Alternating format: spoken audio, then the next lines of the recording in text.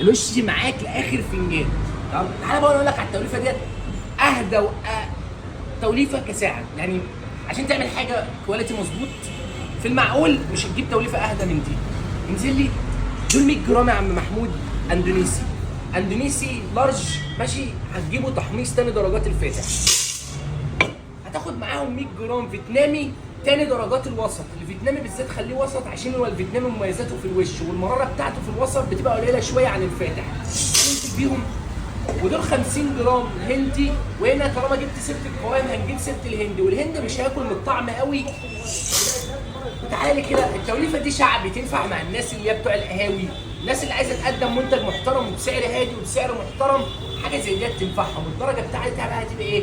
وسط فاتح.